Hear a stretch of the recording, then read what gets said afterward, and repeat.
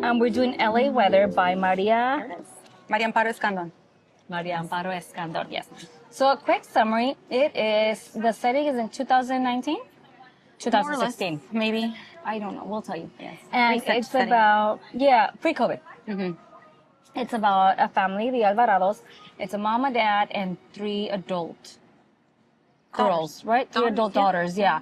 And they have secrets, there's drama, and as things unravel, we get to learn about their family dynamics, their personalities. They are so different, and how they just come together to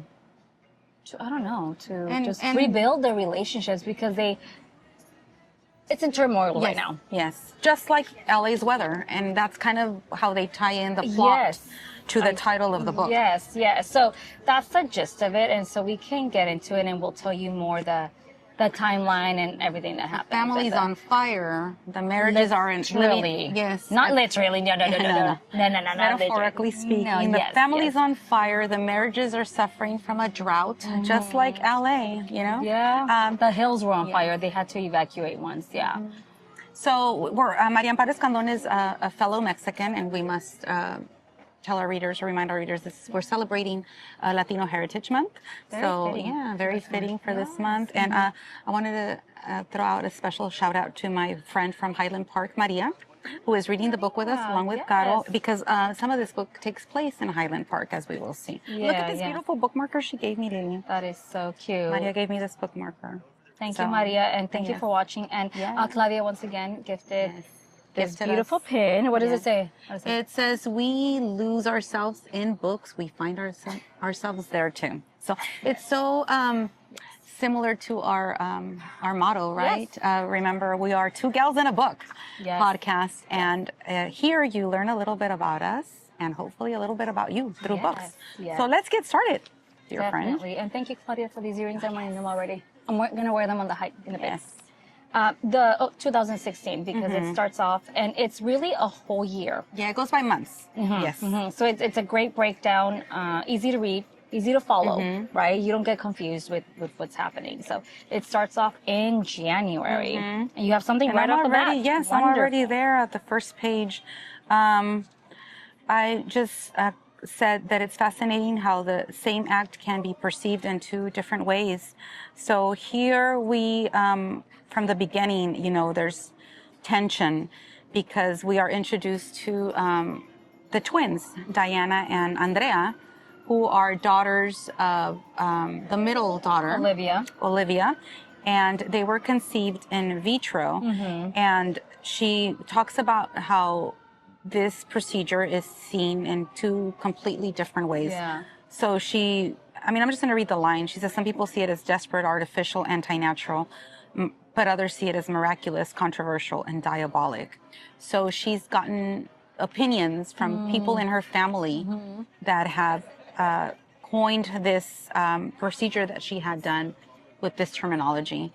And we could go on and on forever. Yeah. And I just think it's interesting, right, how people see science sometimes. Yeah, exactly. And how not all women are able to conceive as easily. And some people are so quick to judge others that try to get the help of science.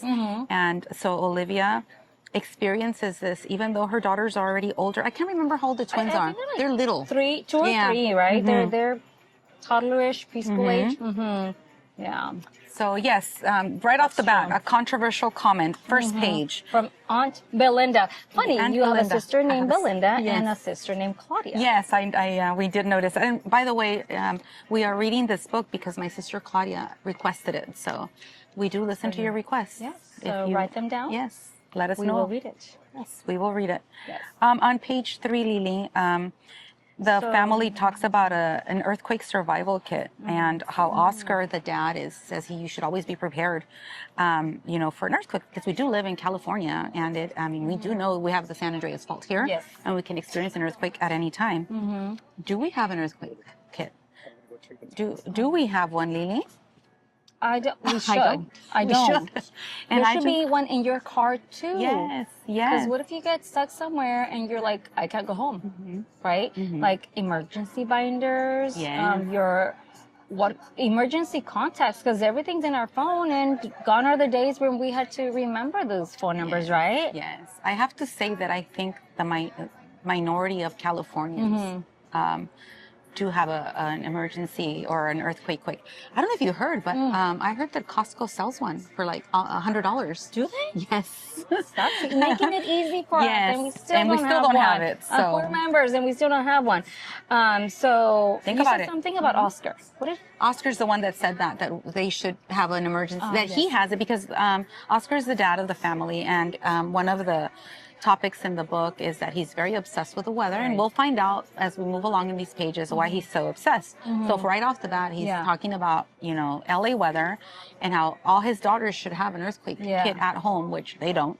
He's the only one that is always super prepared. And so then I thought, oh my gosh, he's right. I don't have one. Does Lily have one? She doesn't.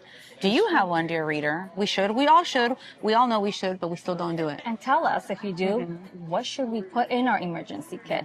So you mentioned Oscar. He is the dad. And then there's Kayla, his wife, the mom. And their 3 daughters in order: Claudia, Olivia, and Patricia. Kayla is Jewish, Mexican Jewish, I believe, right? And there's Oscar, who's Mexican American. So we see both ethnicities, and we see both religions. They're Jewish and they're Catholic together. So we will encounter all that here together. So just and yes, like you said, Oscar is very obsessed with weather, and a little too much. And you're like, what's wrong with him? But then you realize why, and then you understand it, and you're like, oh. I would be too, I think. Yes. Absolutely. Yes.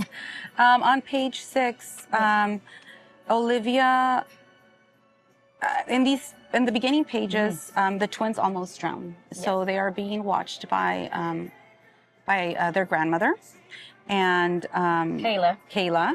And I just thought it was interesting how Olivia reacted when she learned that her daughters almost drowned. She blamed herself for insisting on having babies when not just nature, but the entire cosmos had been against the idea. I thought that was so sad and horrible that she thought, oh, nature, the universe is trying to tell me that I never should have gotten pregnant and trying to take my babies away from me. Fortunately, the girls were saved. Although, as I was reading, I was like, there's no way they're going to survive. Because, you're going through these pages and Kayla is walking around the house looking for the girls. Where are they? Are they playing hide and seek? I mean, and we all know. I had a pool. The first place you look is the pool. And that was the last place she looked. And actually, when Olivia arrives to the house, she finds her mother looking for the girls. And she says, have you looked in the pool? She's like, no. So Olivia's the one that runs out there and jumps into the pool and takes the girls out. And I know they did describe the pool as it wasn't being used. It was disgusting, right? Because it wasn't clean. It was unkept. Yes. Because Oscar was obsessed with the weather. And and that was not priority. I think from the beginning, we realized he's going through some kind of, existential crisis. He's like, depressed. He doesn't, apparently he's retired, but he's in sweats all day in pajamas. So he does not care about cleaning his yard or the pool. So yes, it was green. It was disgusting. And the girls were trying to reach a toy that was in the pool, like one of those inflatables, and they both fell in. And I honestly thought that they were going to die. Yeah, because, we don't know how long they were in there for. But the narration goes on for so long. She's walking here, looking for them. She's walking there. No sense of urgency. Yes. Almost like they were playing hide and seek. And you're like, It's like, come on. Emergency. That's the first place you should have looked. So, lesson learned. Pools are overrated. That's why I don't have one anymore. Yes, come over to our apartment complex. We don't have one either, but so it's always clean. 12, Claudia is at the hospital with her nieces. Olivia's the mom. Claudia's the older sister. And I just thought this was so creepy because Claudia's a chef.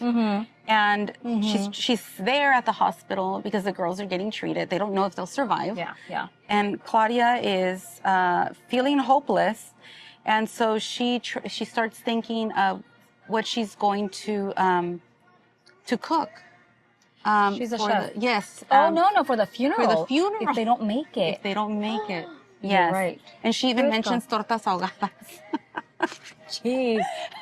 Wow. And she's like, no, that would be bad. I can't serve those. So she's going with a theme, and she's like, no, I can't do that. And I just thought, I mean, again, we have friends that are listening that are mental health specialists.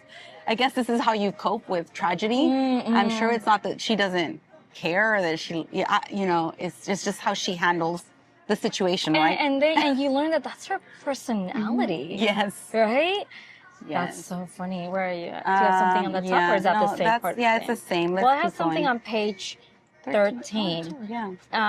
I don't know who's speaking here. Is this to her? This is Oh, Claudia that's still still. Claudia, This right? is Claudia. Because then she leaves. She doesn't want to stay there. Yes. Right? Like, I don't need to be here. They're doing more tests. I leave. And she's mentally prepping this menu. It says, to her, that was the core principle of hope. People turn to management and resolution of a situation over to a higher authority, whether it's a doctor or God himself, when they are incapable of handling it directly, therefore demonstrating the need for high hopes in desperate situations. Because she refused to relinquish her power to third parties, she left vowing never to set foot in a hospital again. And that right there is like the need to control and be independent. It's like, no, I can't put my hopes on somebody else. I need to leave. Which, interesting that she says that she vows to never set foot in a hospital again. I underlined that. I'm like, what? Yeah. How old are you? You're like in your 30s? Yes. How I think are they you all are. never going to be in a hospital again? And then we learn that she does end up in the hospital. Yes, she does. Yeah. So, so that's what happened. That was the first drama that we see. The twins almost drowning, and now they don't know if there's going to be any other further damage, like in their brain and stuff. So, yeah, where are you at? Page 15? Oh, I have 14. At the bottom of the page, why did people avoid talking about misfortune and grief? I think that that's something that happens in society in general, right? Why? Maybe because it makes us vulnerable. Maybe because we feel judged. Maybe because we feel shame about our feelings. I mean, those are just some of the theories that I have, but I thought it was interesting that people avoid opening up. But at the same time, people put these things out on social media. So it confuses me. That's true. You will post it, but you won't talk about it directly. Yeah. It's funny because we've told you this. We don't have social media, This but is our social media. yeah, this is it. The only one. But seeing what people post says a lot about them. Like you can read. Speaking of books and reading between the lines, you can do that with people's posts as well. That's true. That's true. Like they might not tell you I'm going through this, but based on what they're posting, you already know what they're going through. Yeah, exactly. Sometimes it's really obvious. But anyway, moving along. Moving along, social media. 21. 21, sure. So Oscar's obsession with the weather, we mentioned that before. The daughters basically think he's just being eccentric. They feel that the way to combat this is by just showing him love, and that he'll get over it. They think it's an old man thing, right? Yeah. And that he will, it's weird, but he will get over it. Yeah. And it made me think of one of my cousins. We all have nicknames. Okay. And this is one of the twins. She's called La Meteorologa, the meteorologist, because and she got her nickname because whenever we travel, the first thing she checks is the weather. She needs to know what the weather will be like. Same way. So there you go. You need to know what to pack. It's funny how some of us look at where the places we will visit, or the activity, the food we will eat. But her, I do that too. Yes, it's she needs to know the weather. So it reminded me of her when I was reading about Oscar. Like, no, he's and Kayla's mad. She's done with him. They've been married. Yes. Almost 40 years, I think. Yes. Yeah, almost 40 years, and she's just mad because that's not the man she married. She says that she doesn't know him anymore. Yeah. Page 29. I wrote that I love this metaphor. I think what you just said about Kayla being disappointed in Oscar, right? And how he is just obsessed with the weather. So what she says is that he was like an anvil tied to her neck. She felt as if she were sinking into a bottomless underwater cave. So I think it was really well captured, right? Yeah. What she's feeling in her marriage, based on how obsessed her husband is with the weather. And so then further along, another line from the novel, her single war cry when it came to marriage had always been, stick it out. My question is, how can you stay when you are drowning? I mean, your instinct when you are drowning is to swim up, to get out. Survival. So how can you stay in a relationship that is drowning you? Like when your body tells you get out. And I think that is what she is faced with at this moment. She's struggling with what she's been told all her life. Stick it out. That's marriage is forever. And she's Mexican too, right? Yes. And divorce is... Yes, it's stigmatized, especially for her generation. So she is very conflicted. I'm drowning. I can't breathe in this marriage. It's suffocating me. But at the same time, I said it was forever, you know, the vows, etc. So she's at a very critical point here in her life and in her marriage. And she has already announced to Oscar, her husband, and her adult daughters that she wants a divorce. And her daughters are like, no. Go to therapy. They're so objected to this, and she at the end just says, fine, get me a referral. You girls must have quite a few friends in therapy.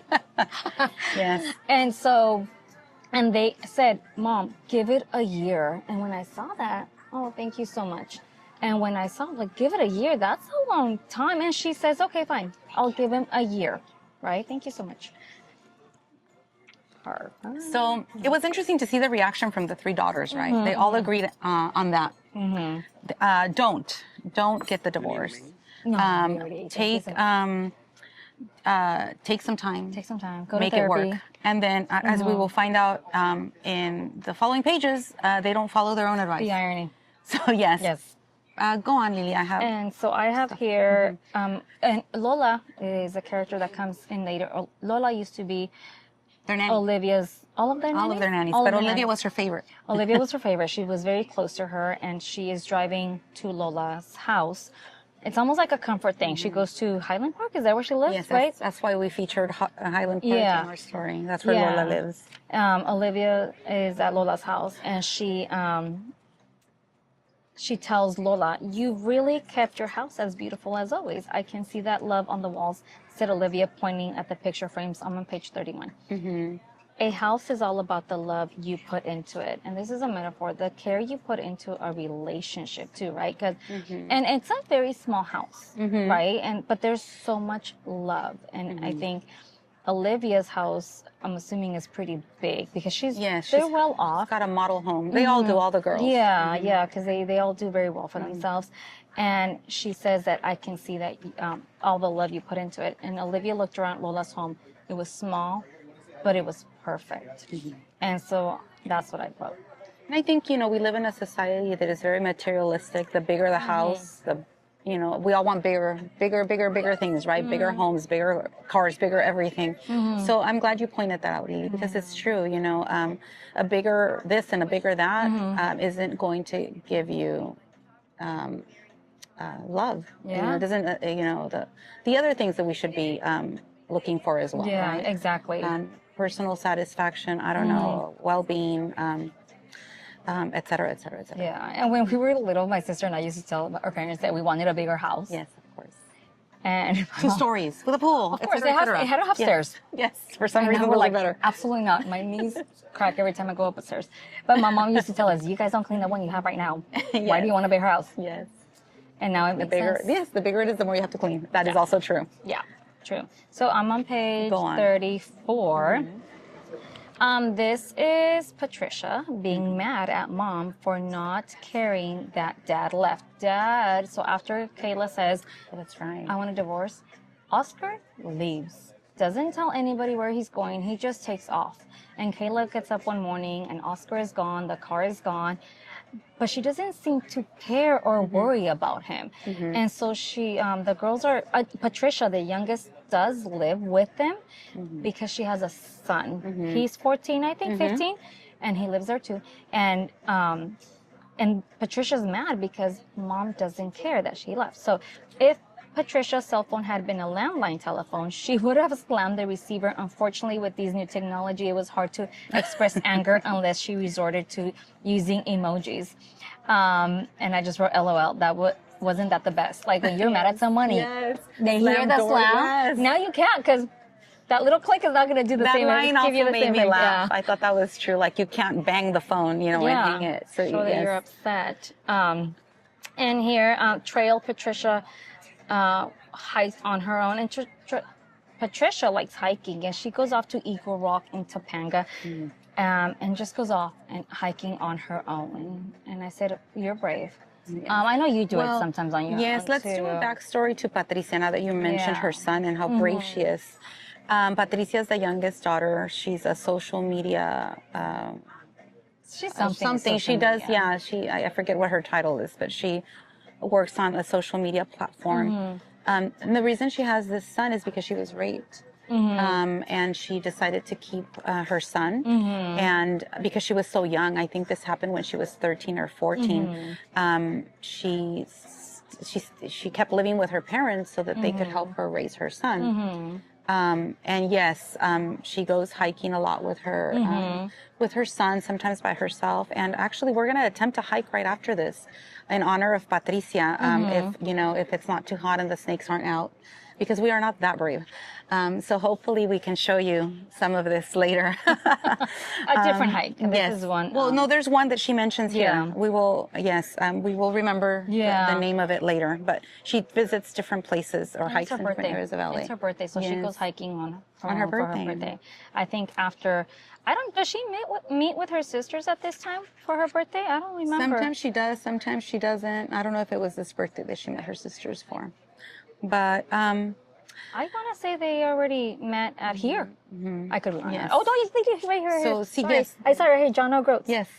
John After O'Groats. dropping off Daniel off at school, Patricia, concerned, texted her sisters for an emergency breakfast at John O'Groats, which is one where of we're their at, favorite right weekend dives. Never mind, it was Tuesday. So yes, we are here because that is where they met, for an emergency breakfast after Mom said that she's getting a divorce, or she wants a divorce. And that, on page 35. It's not about being in the same place. So I highlighted in the bottom, it says, but people sitting at a table don't make a family. And it's true. This is, I don't know where they're at. So something they're talking about family, their family dinners, because they're big on having family dinners for the different holidays, or just Sunday dinner, right? That was their thing. And I highlighted that because it's true. People sitting at the table don't make a family. It's about that emotional bond and that commitment that we make to each other. So, because we've talked about that sometimes. And I think we're in a society, I'm surprised to hear from different people that I talk to, that families don't eat together. It's kind of like everybody eats when they can, when it's convenient. People don't sit at their table and have a meal as a family. I always insisted on that. My kids will attest to the fact that I would make them sit at the dinner table with me. Sometimes with the phone, sometimes without it. Sometimes they were there. They were there, and to this day, I try to have at least that dinner meal. Breakfast is a little harder, but I realize that not a lot of people do it, and I have to say that it is a valuable moment. At least in my family, it's sometimes the only time that we are together, where we can have a conversation about how our day went and what's going on in the world. And, sometimes my kids will say, well, I need to look up topics of discussion on the phone. Sometimes, the conversation is pretty dry. We're just not in the mood to talk. But other times we have really good conversations. So, dear reader, try to get your family to eat together. It's an important time because we think that because we live with somebody, we talk a lot, but if you think about it, sometimes we really don't, even when we're in the same household. Yeah. And funny you mentioned that, because on page 36, it talks about how Patricia, she's still living at home, right? So she actually has seen the decline of her mom and dad's relationship going down. And then it says, was she hoping to hang on to the thread of days and weeks that connected her and her parents and sisters in the family calendar? They used to have a calendar. Oh, yeah, with different colors. Color-coded. Everybody we have one. Do you really? You and Naomi? On our fridge, yes. And, they mark it. That way they knew what each one of them was doing at a particular time or particular day. So she says she decided to ask her loyal Twitter tribe, am I suffering a bad case of millennialism, or am I justified to be comfortably living at my parents' house at 28? Share your thoughts. And I highlighted this. She posted her tweet, but deleted it almost immediately, and suddenly feeling ashamed of herself at the thought that she might be closer to people she'd never met than to her own blood. And I just wrote out, this is her asking Twitter if it's okay that she still lives at home. And at least she's asking other human beings. Like now people ask AI. It's true. I've heard that they go to AI for sentimental advice for all kinds of things. Yeah. People have relationships with AI. That's scary. That is not okay. Yeah, yeah. We're not judging you, but we kind of are. If you are that person, Don't talk to AI. Talk to us. We're real human beings. We'll reply. We'll reply. Yes. It might not be what you want to hear. We're not mental health experts, but you know. Disclaimer. Make sure you yes. Yeah, but yes. But it's true. Like she'd rather ask them than actually talk to her own family about that. Which, like you had mentioned something about posting things on social media. Yes. And then I have a posted here. It just says sopa de albóndigas. We have to go get that sopa de albóndigas. La Fuente. In La Fuente, yes. and because that's where Lola lives in Highland Park. And La Fuente is there, and apparently their sopa de albóndigas is delicious. So while Lily gathers her thoughts, I will remind you about Lola. Lola took care of them as little girls, and Lola has kept in touch with the family, but mostly with Olivia, who was her favorite. And Olivia, I think, is the only one that visits her consistently, which is what Lily was telling us about, you know, her coming to her home. And later on in the book, Olivia will ask Lola to help her with her twins because she does not trust her parents to watch them anymore. Because why would she? Like, I don't blame her. Like, they fell in a pool on their watch. So she's like, I'm not taking the kids to mom and dad anymore. Lola, help me out. So Lola will appear here and there throughout the book. On page 43, you know, we are kind of noticing our patterns, and domestic abuse comes up again in this book. I'm just going to read page 43. I think this is Olivia talking. She says, Olivia delivered a beautifully remodeled house to its owners or landed a new project that Felix would react in an incomprehensibly nasty way in an unrelated situation, usually one that he used to make Olivia feel inadequate, dumb. There you go again, he'd say. You forgot to buy eggs. Seems like there are never eggs in this house. Yeah, you keep effing it up. And she endured it. So we will see this dynamic between Felix, her husband, and Olivia. He never physically hits her that I can remember. No. And I think sometimes we think that domestic abuse or domestic violence only involves physical abuse, but it is not. There's a lot of verbal, a lot of emotional, and we see it here with Olivia and Felix. So we start to, as we go on into the book, we start to learn about the relationships that the sisters have with their husbands. And in summary, Olivia's relationship with Felix is clearly not a good one. He resents that she is successful, more successful than he is. She's making more money. And since he can't cope with it or handle it, he verbally abuses her, and she endures it. She flips houses, right? Yes, that's what she does. Yeah, she flips houses, and he is a realtor, but she makes more money than he does. And Lola, living at Highland Park, she has seen the gentrification and how her friends are losing their homes to people coming in and buying them and upgrading them and selling them for a higher price. And so she's almost resenting Olivia's career for it. And she does tell her, right? She does come forward and say, look, this is how I feel about what you do. You know, because she was hesitant about taking care of the girls. Yes. Because she felt she had that. Right? That was it on that. And it'll also come up later as well. Page 59. We kind of already commented on this, but there's more about marriage and divorce in this page. Kayla is talking to Oscar about divorce, and he says that it's not an option, period. Like, that's not something that he's going to consider. And she says, why perpetuate something that isn't working? People change. Our time on earth is limited.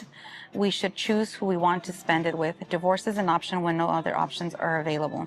So this is with a therapist, because they Yes. actually did go see a therapist, but just with the one session, because he didn't want to go anymore. So Kayla feels like, well, I'm doing my part, right? The girl said, give it a year, go see a therapist, and Oscar's like, no. And he's he's very against grew up it. Catholic, so I'm gonna guess that's probably why he's against it. On page 65, death comes up. They're talking about.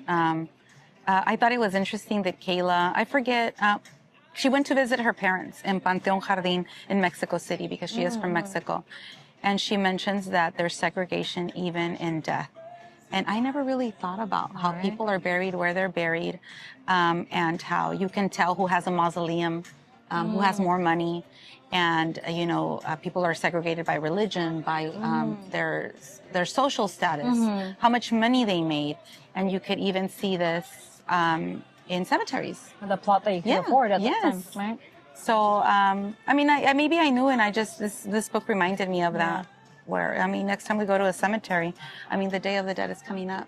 And I remember seeing that somewhere where the ofrenda that you give, it also has a lot to do with how much money you have. So even rich people get better ofrendas. So even in death. On page 66, Lily, we're in month February, I think. I'm not sure, but here, I forget which sister, Claudia. Claudia is the oldest sister, and she goes to NYU.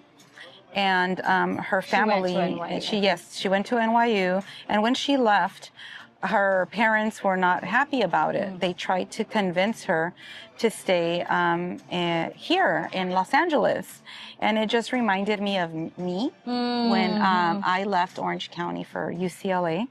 And my dad tried to convince me to stay. Like, he told me he'd buy me a car. And, because he thought that it was so far away. And we just drove 40 minutes to get here. But for them, it was just like another world, right? And it reminded me of my story when they do the same thing to Claudia. Her parents really, it's a Mexican thing. Like, her parents don't want her to leave home. They're like, but you have a bedroom here in this house that we have, and you could just drive over to UCLA, and it's a good school. Why go to NYU? And I have to say that I have to admit, I'm admitting this on camera, I did this to my daughter. I'm like, you're just around the corner. Why do you have to go stay in those stinky dorms when you have your own room here? And I'm like, damn it, I did it too. And she stayed. And she stayed. She's with me. So, she commutes then. But one thing is a fact. Her room is better than the stinky dorms. I did not lie. Well, there you go, Naomi. Say thank you to Yes. that. So, So Claudia's the only one that actually goes off to college. Yes. She gets a career. She has a cooking show. She's written a cookbook, right? So she's really well off. She's the one that lives in Malibu. And then we are. So here on page 82. Let me jump in on page 76. You mentioned gentrification earlier. And this is the conversation that I think Olivia is having with Lola. Lola already agreed to watch her twins. And Lola confronts her, right? Like, who, and these are my questions to you also, dear reader, who and what defines beauty? Because Olivia thinks she's coming into Highland Park to make it a better city, a more attractive city, more beautiful. And Lola tells her, you see houses, I see homes. Like, you are destroying homes to build houses. She actually takes her on a tour. Yes. And shows her. Like, who her friends that had to leave, the family that she displaced because of her gentrification. So, I get it. It's questions that sometimes have no answers. There's a lot of old places in need of repair. But again, who decides what's more valuable? Building a pretty house or letting people stay in their homes. Yeah, and what gets lost with it? Does yes. culture get lost with it? And so she agreed to take care of the girls and asked her. Yes. you won't flip anything east of La Cienega. Yes. And she agreed. Yes. So they came to an understanding. I just love how Lola is such an activist, right? Yeah. You know, she's not just a nanny. Like she never got married and she never had kids of her own. And she understands her value. Yeah. She's like, yo, you really want me? I'm a good nanny. You really want me? Okay, then you need to stop to this. destroying my city. Yeah, exactly. So go ahead. Where are you? Oh, I'm on page 79 still. This is the month of March. So my question is this, you know, thinking of Oscar again, who's obsessed with the weather. My question is, who's the crazy person, Oscar or the person that doesn't even think about climate change? Because we're judging Oscar as a crazy man who's obsessed with the weather. And I don't know, dare I say, Lily, that maybe the crazy ones are the people that deny climate change, right? That don't care that it's getting hotter or minimize it, right? Because they don't see it as such a drastic change, but it's happening little by little. Right? And so I'm just going to read a line from this page. This is Oscar. He could not stop thinking that it was this unashamed human encroachment into nature that was causing so much destruction. I don't know. I think we should maybe not be as obsessive as Oscar, but this book really made me think about that. Like, we need to think more about that. And what can we do in our own lives to not encroach in nature and destroy it, like Oscar said. The little changes that we can make. Because even, what sister bans straws? She's like, I'm not using straws or plastic straws anymore. At the end, they all just maybe it was Patricia. Patricia was always more, was closer to her dad. Okay. So maybe she was the one that was trying to be more aligned to his requests. So it might have been her. Yeah. But yes, even something as simple as that. And now that you mentioned straws, I mean, straws were banned in our state, in our country. I'm not sure which one, but the new administration brought back plastic straws. So it was such an easy change, but it becomes politicized, right? It's like, oh, well, you took them away, now I'm going to bring them back just because I can. Yeah. So yes, but look, we're drinking water without straws. Without straws. You can do it. We didn't ask for it. And when we went to Mexico, all the straws were paper. Do you notice that? Yes. Remember? Yes. Because I even was talking to our Uber driver about that. Yes. Anyway, moving along on straws. Page 82. Yes. Okay, so I think I have the same thing. This is the actual explanation of why Oscar is the way he is. And so Oscar's ancestors, they were given, right, or awarded land. And so as it's been handed down to him, he's had different ideas of what to do with it. And every time he asks Kayla, well, what if we did this? What if we buy this? Kayla shuts down his ideas. So one of these times he decides to purchase a water-guzzling almond orchard right before the worst drought ever recorded in the history of California. And now all he cared about was saving it without telling Kayla he owned it. And that is why he's been looking at the weather, because there's a drought and he's like, where's the rain? We need the rain or I'm going to lose. He's pretty much in debt. Yes. They're in debt. He's going to lose it all, his home, like everything. The land, the home, their savings, everything is in this. And nobody knows but him and his aunt Belinda, right? Oh, yeah. Is his aunt Belinda, who's keeping the books for him. Y los tres primos. Y los tres primos who work the land. And that is, I think you have something else that goes with it. Just to add to what you were saying, there's the husband and wife dynamic too, right? Oscar always saw himself as a visionary, and he feels that his wife shot down all his ideas that he had regarding business endeavors of his. And so this is why he kept this one a secret, right? He felt that she had emasculated him, perhaps, and maybe that has a lot to do with his current state. Like this is, you know, it seems to me like she's a realist and he's an idealist, and so what he saw as his wife shooting down his ideas was maybe well-intentioned on her part, kind of trying to keep it real, right? Yeah. But they each saw each other like in the opposite extreme. So my question to you, dear reader, is how do you meet someone in the middle? Like, you want, as a wife, you want to support the dreams of your husband, but you also want to pay your mortgage, right? Yeah. Yes. And also as the husband, you know, you have these ideas, but how do you convince your wife that it's worth investing in these ideas? It might seem crazy to, yes, being a risk taker. I don't know, what kind of a person are you, Lily? I am not a risk taker. Richard, I let him take risks. Okay. And so far they're working out. So you balance each other out. Taking a risk on us. Yes, he is taking a risk on us. This is one yes, of the we balance each other. Yeah, I think so. Yes. I think so. Because, I mean, what is it that you say, Richard? You only regret the things you don't do. Yes. Right? So. Unless you do them wrong, Richard. But you learn from it. Yes, that is true. So, yes, keep the lesson. What do they say? Keep the lesson. Something about the experience. Mm-hmm. But I think that, yes, you're right. There has to be that balance where, yes. No, just like Yes. back to this podcast. Yes.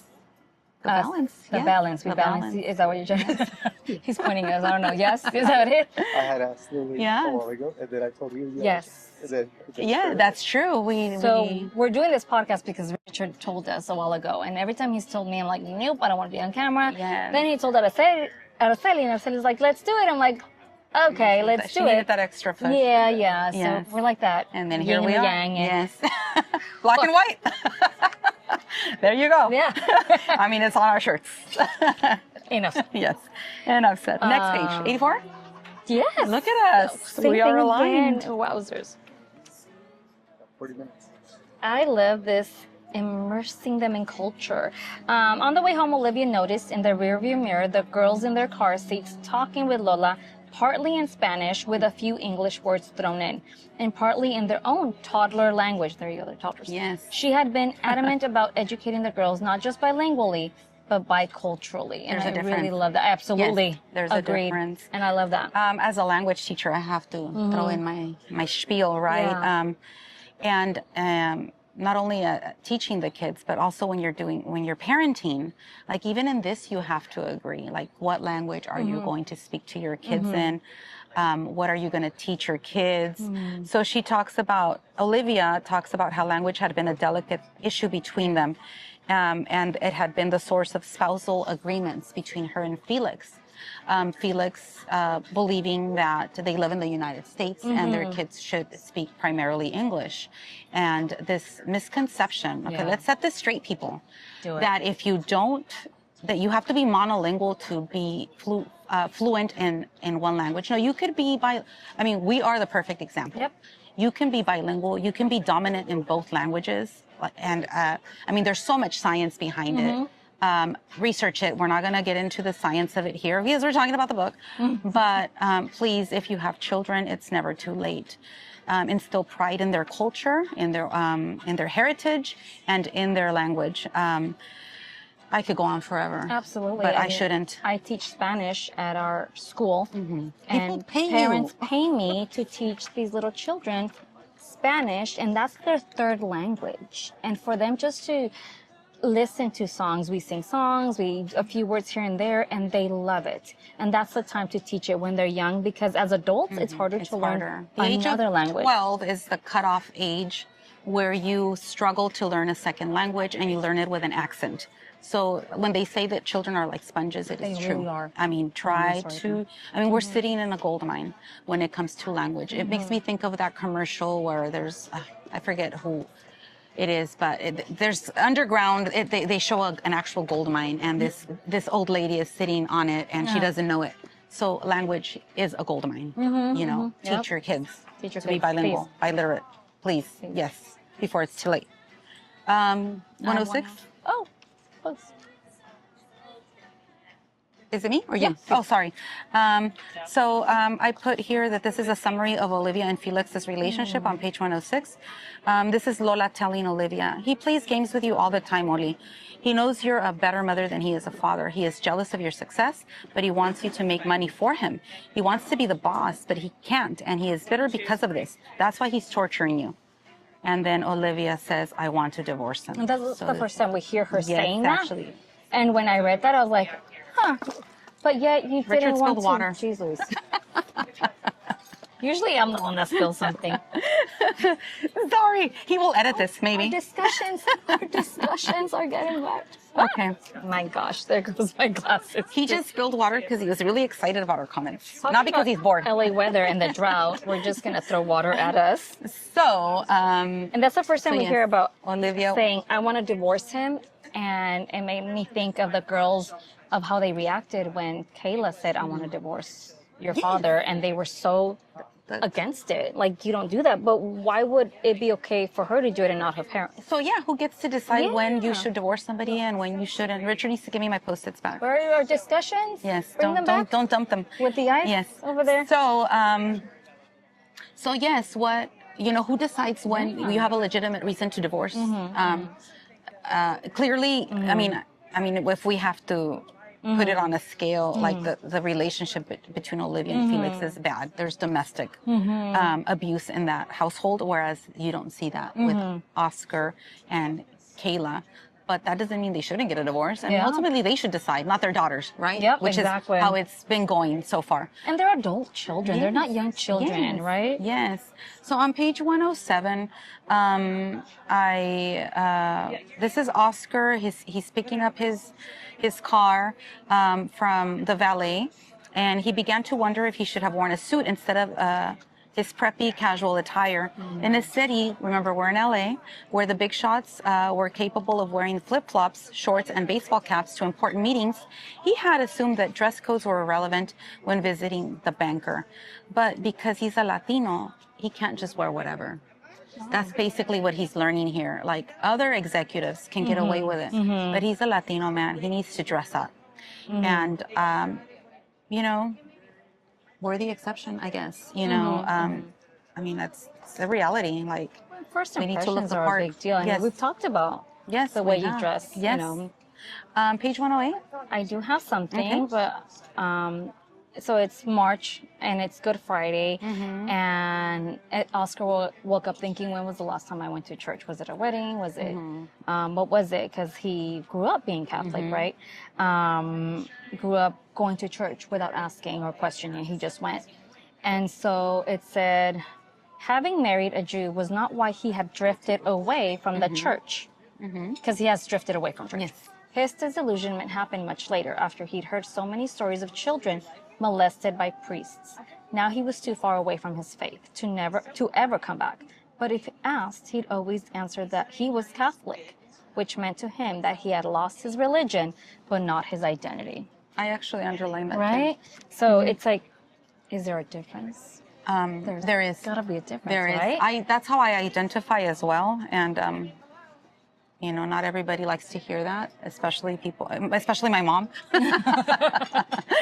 It's just really hard to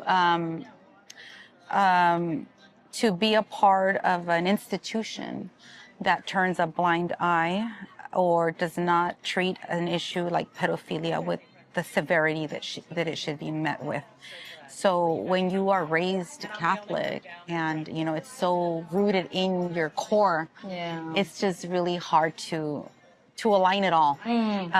So I identify as a cultural Catholic. Cultural Catholic. Yes. I still have the belief system, but I cannot be a part of the institution. I really have a hard time with that because of this. So when I read this, I was like, yeah, I get it, Oscar. That's me. Yeah, and honestly, as a Christian, I feel like,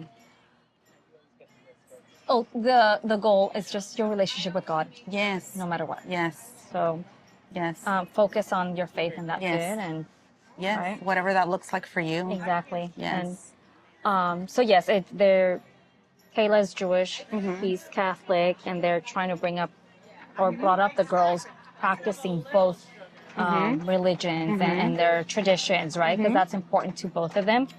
So I'm on page what? I'm on 116. On page 115. So we're already in April, and Olivia has decided, I want to divorce Felix, right? And Olivia, we know in the beginning, the twins, they were in vitro, and they still have more embryos. And Olivia has them stored, and you have to pay for storage. And Felix decides, well, let's discard them because I don't want to have any more children with you. Or with someone like you. But Olivia's conflicted because she doesn't want to think about it. She's like, they're mine. And she sees them as babies. She doesn't want to kill her babies. She keeps calling them her babies. Yeah. And there's the question, are they embryos? Are they fetuses or babies, right? It's so relevant nowadays with the abortion laws, etc. So I think this is where she tells them, I want to divorce and be done. And he's just like, okay. Yeah, he didn't even like bat an eye. He was like, okay, bye. It's almost like he was waiting for her to say it. Yes. And he unleashed his fury, as we will see in the upcoming pages. What is he? Felix, what ethnicity? I don't know if they mentioned it. I don't remember, to be honest. Honestly, I don't remember either. One of them is French. All three girls are married. All three girls are married. Is it, I don't know, someone else. We'll remember when we turn these pages. Yes. Yes. As you know, as we're reading, and you know, dear reader, we're sorry we forget things, but it makes me realize that I remember more than what I forget. So it's really good for our cognitive mental health. That's why we have Post-its. Yes. And we need a lot of Post-its. Yes. So if you want to send us Post-its. We will use them. On page 116, I had to comment on the role of telenovelas in our culture. Oh my God. So Lola is talking about how she's going to watch Corazón de Oro, some Mexican soap opera on Univision. I looked it up. Did it exist? No, right? No, they made it up. I know, because I watch a lot of telenovelas. And that's another thing that is really ingrained in our culture. I don't know about your household, but I grew up around my cousins, and we would watch so many telenovelas together before, and let's, I mean, we're going to date us, right? Before streaming services, before, we couldn't afford cable. So it was like in Spanish TV, Spanish language TV, in the afternoon, it's all telenovelas. So, you know, mom has the TV on and you watch whatever's on. And so we watched telenovelas. If you miss it, you miss it. You can't go back. And I have to rewind it. I have to say that as a language teacher, I actually had my students, when I was teaching at the university, watch telenovelas because it's so easy to follow a plot because they're so predictable. Well, their faces, right? They're actors. And they really did learn. They really got into the plots. So it was definitely an interesting experiment. Yeah. Sorry to my college students, I experimented with you. But you learned. And that's the goal. And that was the goal, Yeah, for you to and learn. I liked watching them, but my mom never watched them. But I did. I did. And then it was like when it was Friday and there was a cliffhanger. Oh, you had to wait till Monday. And I have to say that there is a component of shame to admit that you watch telenovelas because they're so corny. And but, you know, here we are talking about that. And so, you know, despite the shame, I will admit that I do watch And telenovelas. that's okay. You know what? I'd rather watch that than Yeah. other reality shows. Yes. No offense to anybody. Yes. However, no, we're not judging you, but we kind of are. It's a choice. Yes. Read a What book does that say instead. about you? Read a book instead. Okay, page 117. Of course, I'm a commuter, so I had to talk about this. Claudia is commuting, and I just thought this was funny. It says, as she turned around and jumped in the carpool lane, now going north, that she ruled the confusion of freeway oddity, the hypnotic effect of a road that turned drivers into mindless. Richard, I can't pronounce this word. You're going to have to spell it. Nope.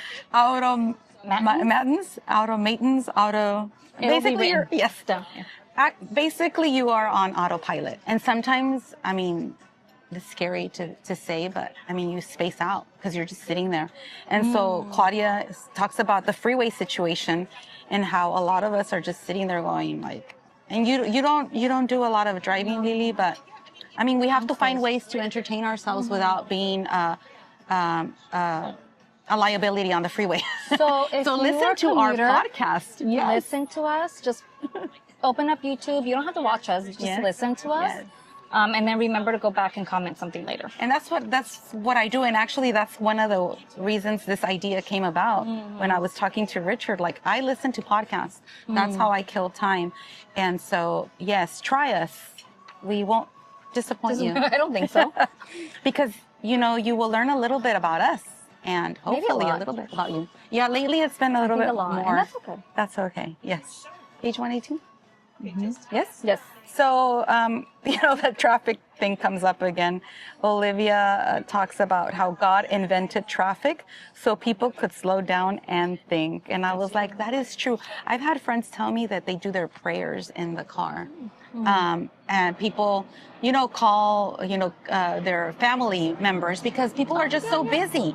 So there's just so many things you can do while you're sitting in a car that I never thought of it that way. And I thought that was a beautiful way to see it because we all tend to think that traffic is a negative thing. the fact that God might have invented it so we could just sit in the car and slow down and stop moving and just think. You're placed there to think. Yes. Huh. So there you Well, go. I don't think that much. Nicely stated. Page 124. So there's some comments here on divorce and motherhood. I'll just read some of the lines on this page.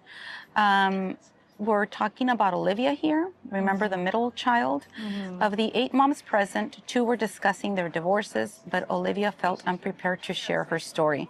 So Olivia's at a mommy and me class, and I just thought the numbers were interesting, right? 2 out of 8 are talking about divorce, and she's number 3, except she won't talk about it yet because she's ashamed, she's embarrassed. And again, the stigma that's carried with that, right? Like, divorce means failure. You know, you couldn't make your marriage work. Like, you know, something is wrong with you. That's the first thing I think you think. Then Olivia goes on to talk about how she questions her ability to raise her daughters now that she's going to be a single mom. She realized her guilt was still burrowed deep inside and wondered if she'd ever forgive herself. And of course, she's thinking back to when her daughters almost drowned. And, you know, she wasn't even there. Like, she shouldn't feel guilty. You know, you deserve to have a life away from your children. You got to go to work. You got to do ABC. Like, you can't be with your kids 24/7. But now that she's facing this divorce, now she's like, oh my gosh, if I couldn't do it when I was married, how am I going to do this job by myself? The guilt trip that she's facing on herself. So, moving along. I have 125, and she went to the store, I think, to buy something to go to Lola's house. I think I could be wrong. And she's running her card, and it's declined. And she realized, she calls the bank, and that Felix has paid for $1,800 a night at a Beverly hotel, and doing it on purpose. Yes. To get back at her. And I didn't put anything, but I guess to me it was like, well, why do that? Why are you going to do that? You obviously want to get divorced. Why are you getting so upset and trying to ruin both of your credits, probably? Yes. Both of your financials, because you're sharing this account. Like, why? What's the purpose? Lily, we hear such horror stories when it comes to divorces. And yes, this is, one of the things that I liked about the book is how it presents different types of marriages and the different reasons that they fall apart, right? And yes, some people get really nasty. And some people stay in marriages because they know that the other will get nasty. So they're like, I don't want to, I don't want to bring that side of that person out. So then they continue in the marriage. And I think that's what happened with Olivia. She knew that she was not in a good marriage, but she knew what Felix was capable of. And I think that when she said, I want a divorce, she didn't really think he would like just walk out. And so I think she almost regretted it. At the same time, even though she knew she wanted it, she's like, oh my gosh, I have to brace myself. Because, and that's one of the first things that he does. He maxes out their cards to the point where she can't even use them. 127. I have a fun fact based on LA. I'm a Spanish teacher and I never noticed this pattern, so I'll just read to you. That's where we're going. We're going to the trailhead at Los Leones Canyon in Santa Monica Mountains. So we will take you there later, dear reader. This is Patricia. It had always bothered her to have to live with the misspelled names of places and towns.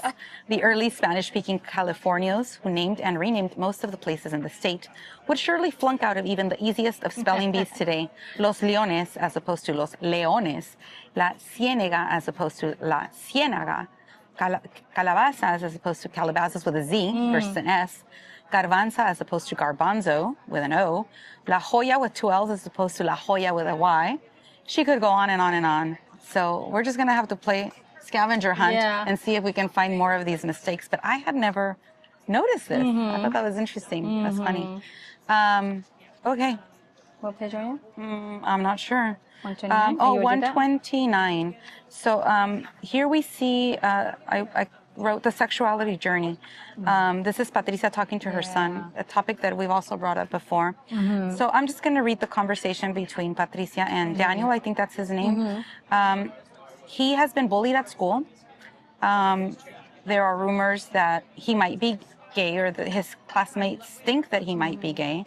And so Patricia's trying to have this conversation with him, and she asks him, you know, what he is, and he doesn't even know. He's like, I don't know if I'm gay. And she says, and then he asks her, what would be the signs? And he says, maybe that I like a boy. And he says, yeah, I like a kid, but I'm not sure. He says, there's also a girl that I like. So he's very confused. And I just think she was very tactful with the way she supported him through this very difficult journey. And we will see more conversations like this between Patricia and her son that need to be had. I mean, we were from a culture where these discussions don't happen with our parents. Yeah, you just figure it out on your own. Yeah, yeah.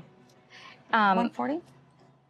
140. So by now, so that's Patricia and her son. Patricia is married to Eric, and their marriage, their relationship is so different. He lives in the San Francisco somewhere, where they don't live together, but they're married. He's the one that lives in San Francisco, yes. And they do meet up every weekend or something. He flies in or she flies over. And it's just what they've done, right? I don't know how long they've been married. And then there's Claudia, the oldest one, who's also married to Gabriel. He also has to fly to the East Coast because he's not a screenwriter, but he does something to promote writers. Yes. And I think he's based in New York. He's based in New York. So he also does a lot of traveling himself. And Claudia is a chef. And so she has gone shopping with Patricia or Olivia. I don't remember who she goes shopping with. But Claudia returns a lot of stuff. She'll buy something, keep the tags, and return it. She's a kleptomaniac. She is a klepto. It is mentioned that she's a klepto. And initially her sister's like, why? What are you doing?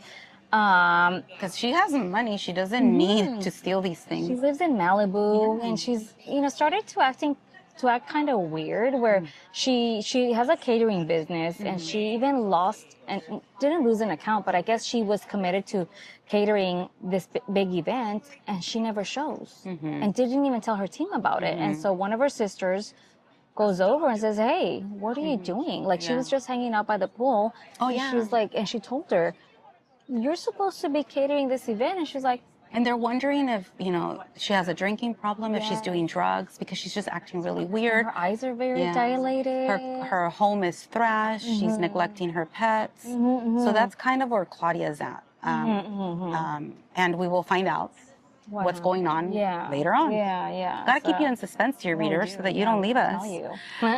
Page 140. She wondered if her sister had a list of unfulfilled wishes and desires. This is Olivia asking about her sister Claudia, who is, acting weird, like we just said. It already happened. Okay. So, yes, they find out that she has something happened to her brain. Did she get injured? She had a tumor. She had a tumor. But how did they find out? I forget how they found out. So they were at Passover. They had a family thing, and she showed up, and she was very, dressed weird, and her hair was a mess, and she just didn't look right, and she did look like she was on drugs, right? And then she collapses on the ground, and they're throwing water at her. They called the ambulance. They take her, and it turns out she has a tumor the size of a grapefruit or something. She even said, why do we measure them by the size of fruits? Yeah, exactly. The size of fruits, right?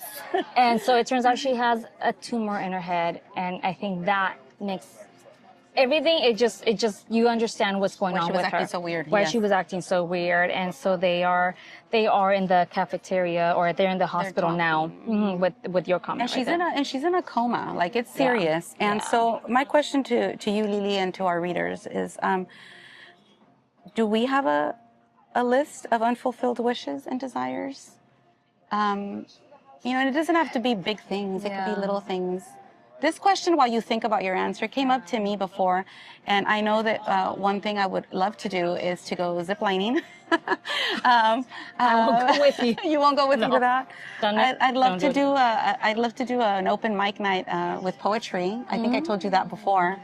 And those were the only two things. I'm trying to keep it doable. I'd love to travel. But that's a little bit harder to do. So, what kind of unfulfilled wishes or desires do you have? I've never put any thought into that, but thank you. Yes, maybe next time you can tell us. Maybe. And if you have anything, you can write on the comments, give us ideas of what we could do. Yeah. But yes, so they're wondering if, Claudia's desires will be fulfilled, and they're, wondering if she'll wake up. Yeah.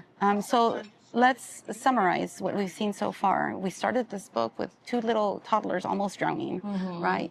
Oscar acting weird, weirder and weirder. Mom and dad on the brink of a divorce. Now we find out Olivia and Felix are also getting a divorce. This is the middle child. And now Claudia, the eldest sister, has a tumor. And we don't know if she's going to wake up. She's in a state of coma. Yeah. So that's kind of where we're at. And then Patricia and Daniel, Patricia has to worry about her son Daniel, who is being bullied at school because of his sexuality. And he doesn't even know what his sexuality is. He's trying to explore it and understand it. Yeah. So that's where we're at. And Claudia is married to Gabriel, and Gabriel is also acting kind of very dismissive. Already, like, the paperwork to get everything signed off to him, already acting as if she was gonna die. And her family's like, what are you doing? So they're in conflict with him because he's not being the caring husband that he should be when his wife is in the hospital, right? And he keeps leaving to New York. It's like, calm things to get better. Yeah, exactly. And they're like, you should be here the whole time. Yes. Like, what's going on in New York that you need to go? Exactly, yeah. So we will find that out later, too. So on page 161, Olivia and Felix's divorce comes back up. And I just thought this was interesting. The things that he's doing to her. He was manipulating the smart systems remotely just to mess with her. So he was messing with the fridge, with the cameras, like his phone. The sprinklers, like, he would turn on music at random hours of the day. He did not even care that his daughters were there. Yeah. Like, that was like, I'm like, people do that. Yes, from his phone. So that was crazy. Wrong. Yeah, wrong. So many levels. So when Claudia on page 167 wakes up from her coma, Oscar, her dad, is with her, and she is being very sarcastic. And so he sees this as a good sign. And my question to you is sarcasm a good thing, a bad thing, a funny thing? I know that there's a lot of issues with sarcasm. I'm very sarcastic. Yes. But I think with Claudia, because that's her personality, and to see her do that and say that, I'm sure it relieved her family, because she's like, okay, she's here. She's okay. She's our Claudia, right? Well, in sarcasm, I always tell my students, it indicates that if you can understand that it's a higher level of intellect, right? But at the same time, people on the autism spectrum sometimes don't understand sarcasm. So I guess children don't understand sarcasm. Children don't either. Children. Yes. So just, we have to be more mindful of who we use it with. The context that we're in and the people that we're using it with. Yep. 171. I'm at 170, and this is Kayla, and it just a brief. It just tells us she has a book club that she goes to, and they've been doing it for the past 33 years. Can we do this, Lily? I said I hope we get past 33 years. I think we can. I think we should. But and she talks about sometimes they get together just to have dinner or just to it's not even about the book anymore. It's not even about the book anymore.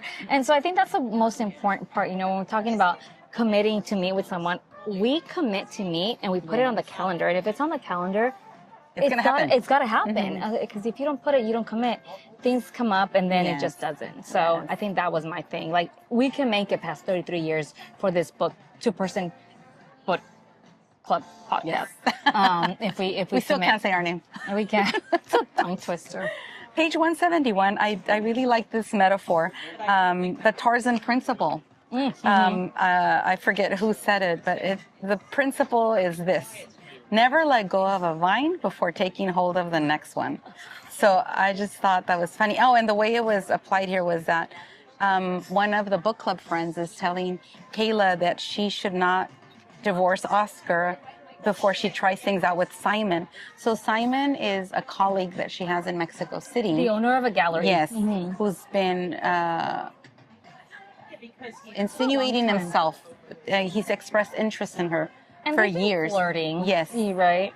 But now that she's having issues with Oscar, she's like, maybe I do want to be with Simon. So that's the friend's advice. Don't let go of that vine until you try the other When I'm one. wondering, that friend, what kind of relationship does she have? Is she married? Is she single? That is a good I point. think depending on the friend's relationship is the advice that they're going to give you. And to go back, Kayla, she's an artist, right? She does ceramics. And so she has this different exhibits, and she flies to Mexico City often because her parents' house is there. She owns it, and she goes and sees Simon. So she does have to travel there often. So she's got money, right, from her exhibits and from her art. So she has that. She has a little studio in her house, and then Oscar has the Weather Channel. That's all he does. So. I mean, this is a wealthy Latino family. There's Oscar and Kayla. They forget where they live in LA, but they have a very nice home, a big home that accommodates the whole family. And then we have Olivia, the chef, who lives in Malibu, in front of the PCH. No, Claudia is a chef. Claudia, sorry. Claudia is the one that lives in Malibu. And then there's Olivia. I forget where she lives, but she's an architect of some sort. She's and the one she that also has a beautiful home. She's the one that flips houses, but gentrified. And then there's Patricia, who lives at home with her parents, the younger one. Yeah. So moving along. Olivia, after the divorce, ends up moving back in with her parents because they need to sell the house. Yes. Everything happens very quickly. And Felix is the one selling it. He's a realtor, and lowballs it. Just because he wants to get back at her. Yeah. He doesn't care that they both lose money. And it's really sad. I'm not sure if we're going to read some of that, but there's a part where she talks about how much work she put into that house and how she's really sad to let it go because it's the home that she thought she was going to be in forever. And now she can't, she has to uproot her twins. That's been their only home. But speaking of Olivia, on page 178, Olivia expresses that she's missing the life that she will never have. She says, how can I miss what hasn't happened? She thought, suddenly realizing she was in full bereavement for a lost life that had existed only in her hopes. So yes, the idealized version of what her marriage was going to be like. And I mean, they do say divorce is like a big loss. It's like losing, it's a death. So, you have to allow yourself all the stages of grief. And that's kind of where she's at right now. She's crying for something she never had, even though she knows she never had it. The outings as a family with their kids, they never got that, I guess. And so she's missing it, but she never had it. But she wanted it. Crazy? Yeah. On page 185, it's just, Daniel is exploring his sexuality, right? He doesn't know, he's confused. And Patricia, being supportive, finds a camp to take Daniel to, and she takes him to Lake Tahoe. I think, I could be wrong, somewhere in the lake. And it's an LGBTQ plus camp. So he's going to be there for a week. And also reading about Patricia, we learned that even though she's married to Eric, she's also had some affairs. Seems like they have an open marriage. Yeah. Meaningless affairs, just like just for sex, right? And you learn, and maybe we'll talk more about this too, that it has a lot to do with the trauma that she endured. It's almost like she didn't go to therapy or did not work through her trauma after that rape that she suffered at such a young age. So her sexuality is very tied into that. 212? No, you're 186. The next page, she takes Daniel to this camp, and then somehow she just drives to a bar, and she meets a Mexican guy, and they start talking. He has a man bun, and his name is Jesus. I remember. And then he's gonna have a get together with friends, right? Later on that evening, and he offers her to come over, and I just wrote no. Sorry. You don't know this guy. And she wins. Yes, and she wins. They start like this. Like, why would you do that? But again, it's a story. This is the part where we're not risk takers. Like, no. We're not going to go with some random guy. Yeah, no, that's not a thing. But nothing happened to her. Nothing happened to her. And that's the crazy thing. Like, despite the fact, when you go through such trauma like a rape, how do you learn to trust people again? Yeah. And clearly she does, Yeah. But yeah, that was crazy that she went. Yeah. You're still in the 100, so I'll let you 188, there's a metaphor, something about Oscar's talking about his daughters and the rodents that they married. Oh, right? Because that Gabriel. reminds me of Las ratas de dos patas de Paquita, la del barrio. Yeah, like the rodents, the unwanted rodents, because by now we know before Claudia had that incident with her tumor, she was already talking to Gabriel about divorce. They were already talking about divorce because I think Gabriel was already with somebody else. Yes. That's why he was so dismissive when that happened to her. Yes. Anyway, so there's this, Felix and Gabriel, not the men that they are used to seeing. Maybe the wives knew, the daughters, but not as a family. They just they were portrayed as something different. So anyways, that was it. I have another one on page. Oh, we're in July, 190. Do you agree? I don't know who was this. Protect me from what my daughter's ordeal. She replied to Patricia, then turning to Olivia, I'm your mother. Yes, this is Kayla saying, I'm entitled to participate in all of your life's travails. And she's upset, I think, because this is when Olivia tells them, I'm getting a divorce from Felix, because they didn't know. I think Patricia knew, but nobody else knew. And what really pushed her over the edge is the fact that Felix wanted to get rid of the embryos and she wanted them. And so Kayla's upset. It's like, why didn't you tell me? I'm entitled to participate in all of your life's travails. And I don't agree, but what do you think as a mom? Do you think you are entitled? No, that's a big word. I think, yes, right? that is a big word. Heavy and word. no, I don't think we are. Like, there comes a point where, people deserve their free will to make their own decisions. Yeah. I mean, and their privacy too, right? Yes. So that was that on that. What do you think, dear reader? Are mothers entitled to know participate and to know it all? Yeah. On page 204, Olivia's embryos. Oh, so Patricia. So there's this plan where Patricia, I don't, how they got away with it, I don't know. We don't get the details of Patricia, that. along with a nurse there at the IVF facility, right? They steal these embryos and they impregnate Patricia with them. And because the judge had ruled that the embryos were going to be destroyed. Yes. Yeah, and it says Olivia's embryos with other ones that were to be discarded anyway. No one would ever know. Not the clinic, not the judge, not Felix, especially Felix. In the Uber back to her house, she became convinced that she really only needed to deal with one person, and that was going to be a major challenge. That was Eric. I wrote why. And then I think it was, well, why are you doing that? And I think this is before they talk about impregnating. So I was thinking, what were they going to do with them? I don't know. That's all I wrote. Honestly, I don't remember. Moving on. And I think I missed that part where Patricia wanted to, I mean, her love for her sister, I guess. I don't know if I would do that for my sister. That's a big ask. Olivia really wanted these embryos, right? And I guess in their desperation, this was the only way to save them. But it's like to have to carry 2 babies for your sister, like that's a big ask. You're right. Yeah, because she doesn't know they're going to be 2. I mean, they're multiple embryos. I think it was 4 and 2. So they're saying it may be a baby, it may be twins. Yes. Again, they don't know, but yeah, that's and she didn't tell her husband Eric about this either. That's true. Like, how they were do you still do married. that? Yeah. And he even said, like, really, you didn't think of asking me? But yes, she's also sleeping with other men, so says a lot about her. Page 222 or 212. I just have a little bit of, I'm just going to read. Oh, I know what it is. Multi-generational living. So the United States, the culture in the United States is different, right? The culture about adult children living in their parents' homes is unacceptable, unthinkable even. Patricia's living at home with the excuse of her parents helping her raise Danny. Although people still found it odd, especially her friends, who hinted that Patricia should be able to live on her own with her son, or even better, with her husband. Remember, she doesn't live with her husband. Everyone involved knew this was true. Patricia could very well afford to live independently, have her own place. But it was also a fact that everyone involved was happy with the current arrangement. Danny loved seeing his grandparents every day. Patricia could go on business trips or visit Eric up north without a worry, knowing trusted adults picked up Danny at school, checked homework, and supervised him when he had friends over. And Kayla and Oscar had their youngest daughter around. So really, how bad was multi-generational living? So I'm throwing that question out there as well.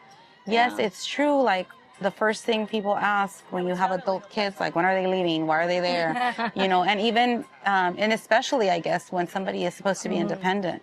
And I think it is a cultural thing. Yeah. You know, in the Latino culture, many families have multi-generational households, and it's okay. And why are we judging, right? That there's, if there's space, why not? Yeah, yeah, exactly. It seems like their arrangement works out just fine. Yeah, it's You know, for all of them. to all, I think is what I wrote there. On the next page, Well, right already here, we don't call him Daniel, we call him Danny now. oh yes, Because Danny when he got changed to their camp, name.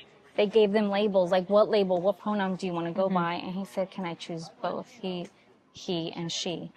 So he's teetering between he or she. Yes, so then Danny is neutral name. Yeah, And so from here on there out, was something that they call it. yes. I don't Non-binary?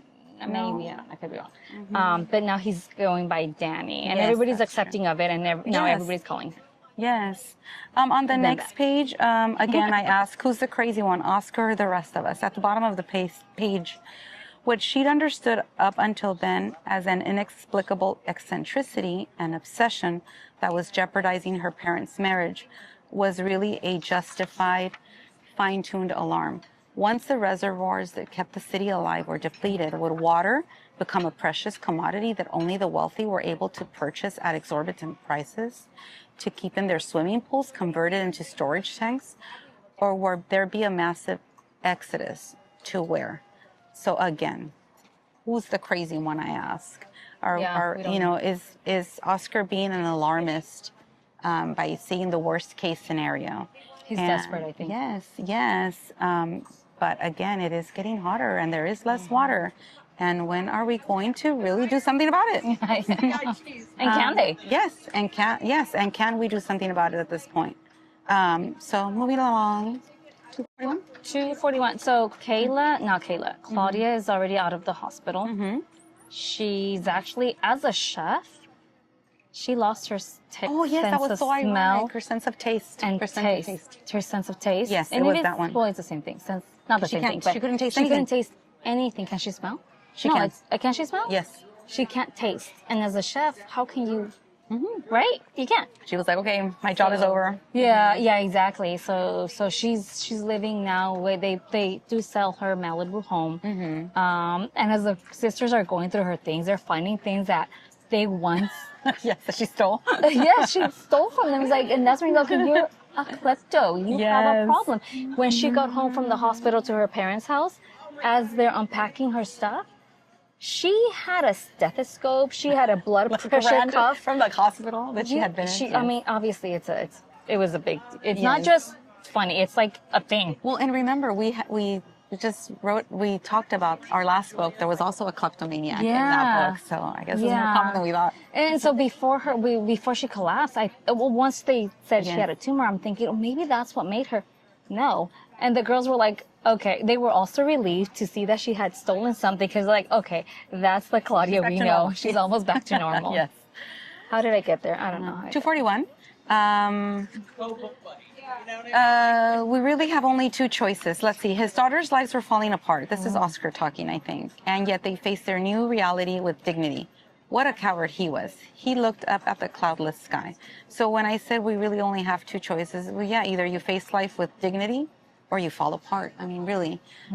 So I thought it was telling that dad is learning from his daughters, right? And sometimes we think that only the younger can learn from the older, but it goes both ways, right? So yes, now we're down to two daughters getting a divorce, 2 out of 3. The second one is the chef, Claudia, and she divorced Gabriel, who was cheating on her in New York. So this is when Oscar talks about how their lives are falling apart. Well, this is Patricia now. Now Patricia has told Eric. On page 244? Yeah. Okay. Yeah, because this is where he landed. Just landed. Okay, see you outside the terminal. So now he knows. Oh, he's a French one. He's a French one. And that's where they talk kind of like, she tells him, I'm pregnant. First of all, I'm pregnant. And how they should go their own ways.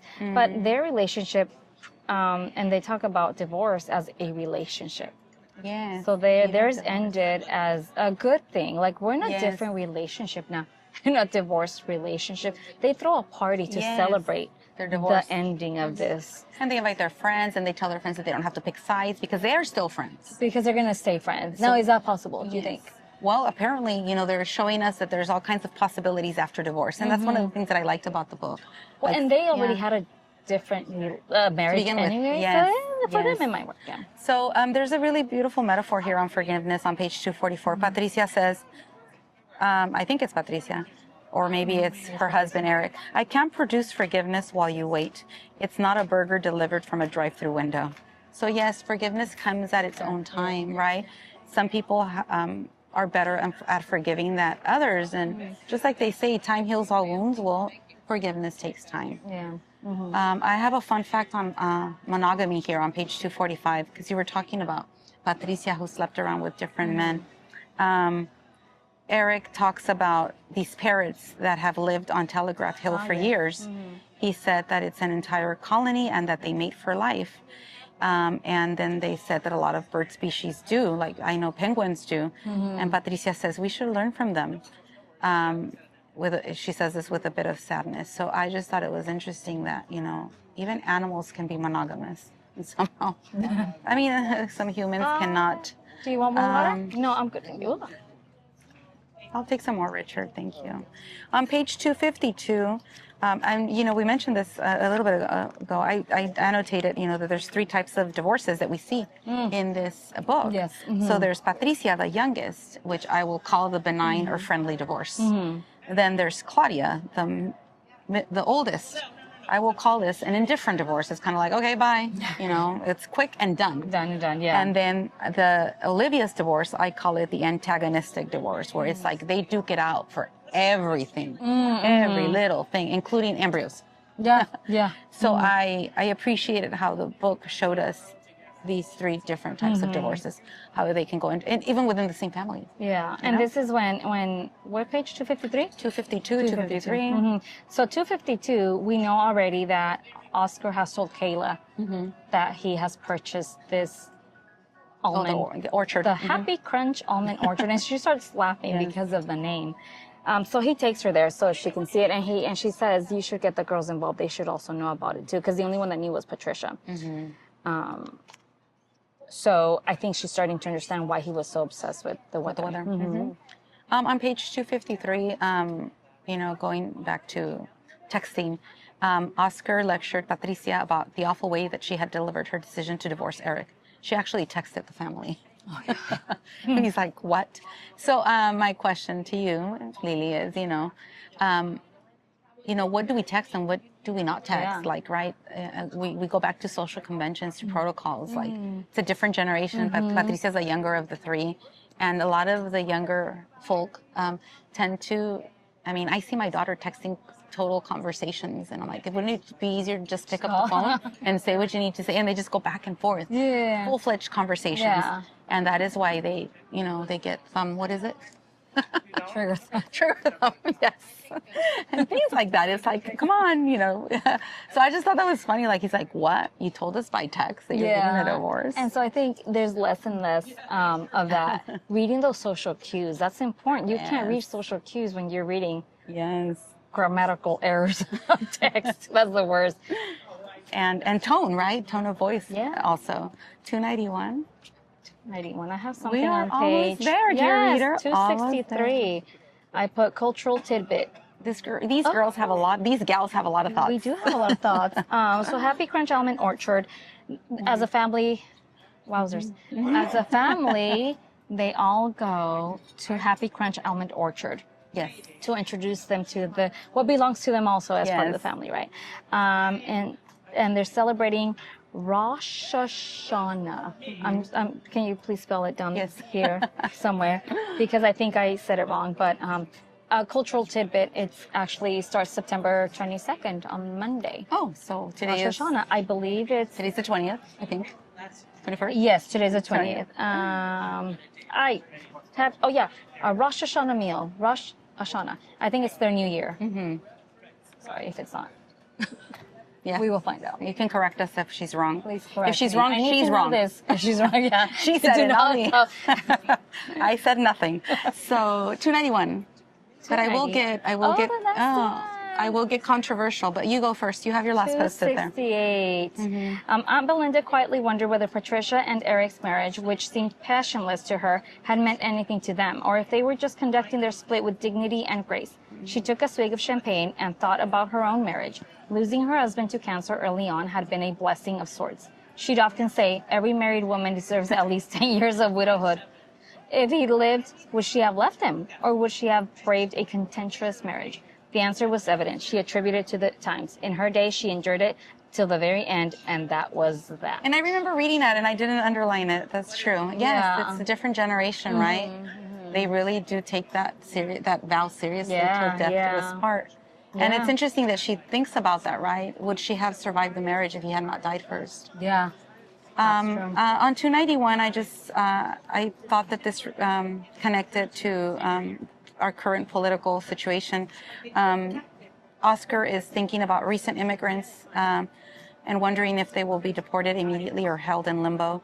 He wondered what would happen to Los Tres Primos and their families. These are his cousins that have been taking care of his orchard, to so many farm workers who fed the country with their back-breaking labor. He knew there wasn't much he could do for all the Mexicans who would suffer the wrath and bigotry of the newly elected president of the United States, so he wept. And this was back in 2016, and here we are 9 years later, and still weeping. Still weeping for the same weeping for the same reason. Yeah. So on 298, I wrote that this is a good summary that Oscar gives us about the current state of affairs in our beautiful California. And my question to you after I read this, dear reader, and Lily, is what can we do? And what are we already doing? This is what Oscar says. This hasn't been an easy year for anyone sitting at this table, but together we've survived a near drowning experience. Or more, this is a summary of the book, sorry. Yeah. An estrangement, a brain tumor, 3 divorces, embryo theft, a wildfire, mandatory evacuation, and the loss of our almond orchard. They do lose it. Yeah, but it's not over, he says. We need to work together as a family to compensate for those dark and powerful forces that are working against harmony in our country and our planet. And then Patricia says, I propose we develop a list of actions we can take to counter this trend. Anyone up for it? So yes, I propose the same. So they do lose the crop, the almond trees, but they keep the land and they put up solar panels. So, but yes, Danny said ditch plastic bags. So let's ditch plastic bags, ditch plastic bottles. I gotta ditch those plastic bottles, and giving up straws. Ride sharing. We did that today. Yes, we did that today. Yeah, we did that today. We ride shared. Is that? I mean, So what else can we do what you can. I mean, and this is another spiel that we could go on to, but I mean, I hear microplastics are in our bones now. They're in our bodies. You know, we are drinking from plastic glasses, sadly. So more microplastics going in. Yeah. So I need to sew more reusable gift bags. Like the one that I gave you. Like the one. Oh, yes. Strong. Let me show you. Yes. In case you haven't seen our beautiful bags. Yes. Lily made these. I did. Yes. I did because I was on a kick because I read that so much paper, so much money is wasted on wrapping paper a year and not all of it is recycled because of the glitter and the metallic in it. So I am boycotting wrapping paper. So if you get your gifts in wrapped fabric, because I didn't get to sew in a bag. Paper bags, whatever. Right, yeah. Just reusable bags. Almost there, page 304. Lily already mentioned that Kayla is an artist. Kayla says, we make movies based on science. We create art based on research. We come up with evidence as clear as a melting glacier. But all we hear back from the other side is anything, if anything at all, is we don't believe, as if we're talking about religion. So Kayla's basically telling us that science is presented as fiction, that even the artists are being more science, more pro-science than the government, the politicians. So then she finds a purpose for her art. She says that her work is as useless as a megaphone. How many people can be exposed to the message in an art gallery? It is such an elitist medium. I like to work with clay, and I will continue to do so, but I will also join the cause and the fight. So we are big art lovers. I think so. But she does make a point, like how accessible are art galleries and museums to the general public. So yeah, it made me think about that. Like, not everybody can go to a museum, sadly. And finally, my final post-it on page 317, Lily, I just wrote life. There were so many unknowns, so many loose ends. There was so much to look forward to and so much to dread. No wonder fairy tales ended with, and they lived happily ever after. Once all the conflict got resolved, the stories became boring. So she says this to us, and then she ends her book with leaving us in despair and sad, but hopeful for this family. Why, Lily? Well, and because they're all living together now, and actually Kayla, I think, put up a calendar, and every month had a different picture of them. Of the family, yes. Of the family, and as they're writing in, because it was New Year's, they're writing in what's going to happen, and back to the original calendar of their color coding system. And there was a marking that Kayla put about going to go get a mammogram done. And Patricia, I think, is the one that noticed, but Mom, you're not due till March or May. And she did say, I felt a lump on my breast and I need to go get it checked out. And so they're all like just embracing her and hugging her and saying everything's going to be okay because it's a new year, but now there's this that they have to endure together now. And that's pretty much how it ends. Yeah. And, you know, like you said, it's not happily ever after, right? It's there's something else that they are. But that's life, right? Like, you know, you have your ups and downs, and all you can do is look forward to your next up and be, you know. Yeah, and without secrets, I think they've learned, let's not keep secrets from each other now. Let's all, you know, pretty much, because that's what it was. They were just keeping secrets from each other. And so, yeah, and that was that with LA weather. Yeah. I hope you liked it. If you read it, if not, if you're... just read it. There's a lot that does happen, and it'll give you a better understanding. Hope you enjoyed this enjoyed. episode number. Is this 9? episode number 10? It's number 10. Is it number 10? We're going into the double digits. Yay. Until next time, dear reader. No. What's the next one? What are we doing? Oh, that's right. We have to tell you what's coming. So this is The Woman in Cabin 10. It's an old... It's been it's an older book. Yes. And so just like the title says it, a reporter goes on a cruise to do a story on this very fancy cruise ship. Very small, very intimate setting. There's only a couple of cabins. And something's going to happen to the woman in cabin 10. By Ruth Ware. I love her. I read it years ago, but I need to read it again because Netflix will be coming out with, I don't know if it's a movie or a series in October. So we want to read it, talk about it, so you can join in that discussion. I mean, we'd rather you read the book, but if you must, just watch the movie, we guess. Yes. But listen to us first. Yes. Until next time. Until next time, dear reader. Our discussion.